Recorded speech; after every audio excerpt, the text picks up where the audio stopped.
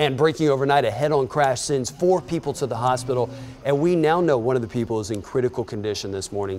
This was the scene just a few hours ago at Hillsborough Pike and Harding Place. 3 of the victims were taken to Vanderbilt and 1 was taken to Nashville General, and we don't have any word yet on what caused this crash, but the roadway was shut down briefly overnight. It just reopened in the past hour. Also breaking overnight, a teenage driver is in serious condition after a violent crash this morning. Look at that car. Metro Police say the driver was getting onto 440 East. This was near 21st Avenue South when they crashed into a wall. The driver and 2 passengers were taken to Vanderbilt, and investigators say speed appears to be a factor in this accident. Well, new this morning, drugs and guns. That's what police found as they were looking into a rash of 15 cars that had been fraudulently rented from a company at the Nashville airport. Donald Duncan and Ken Mendola were arrested in one of those stolen cars last night. Police say they found meth, Valium, 5 cell phones in that car too. They also found a gun nearby they believe was thrown from the vehicle.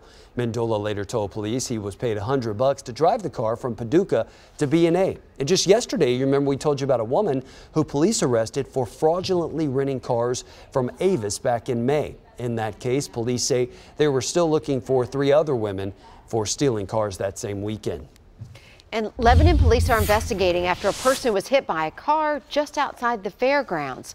Officers tell us it happened just north of the main grounds entrance during holiday festivities last night.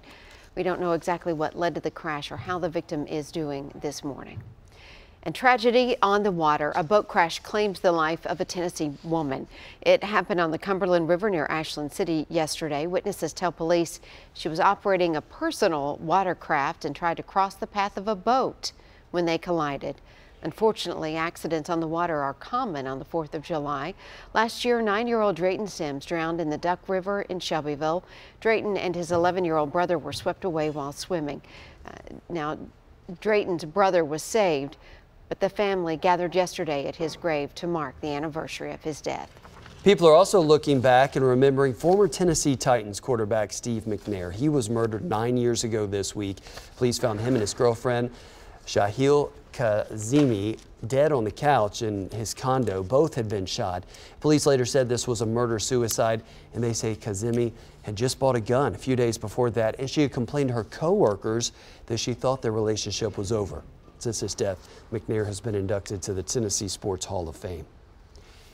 The fire chief of a small Kentucky town is on the other side of the law this morning and now faces DUI charges. The Kentucky New Era reports Madisonville Fire Chief Ray Wyatt was charged over the weekend in Eddyville.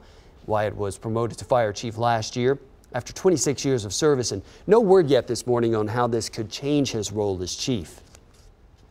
He's accused of hitting a bicyclist with his car, which you see right here, and then just taking off. Yeah, a lot of people remember this video. Marshall Neely is actually due back in court tomorrow after his probation officer said that he violated terms of his release by drinking too much. Now, Neely pleaded guilty back in May to reckless aggravated assault, lying to a federal agent, and obstruction of justice. You may remember, again, this crash last July on the Natchez Trace Parkway in Williamson County.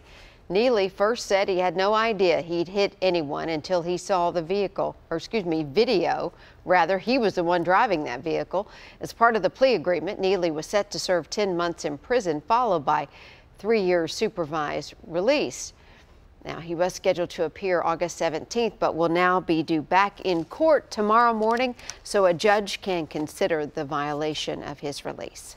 A lawsuit filed by a woman over moon dust is going forward. Laura Seco from Rutherford County is suing NASA. She claims astronaut Neil Armstrong gave her a vial of moon dust nearly 50 years ago when she was just a child. Seco says her father was friends with the first man on the moon through aviation circles. NASA considers all lunar material government property. So Seco is suing to make sure the space agency doesn't take her dust away. But is this dust even real? Testing was not conclusive, and some, like space historian Robert Perlman, believe it's actually just pixie dust. To our knowledge, he never gave moon dust to his sons. He never gave moon dust to his first or second wife. He never gave moon dust to his crewmates. I've worked with Buzz Aldrin. I know he doesn't have any. A federal court could decide whether Seco gets to keep that dust.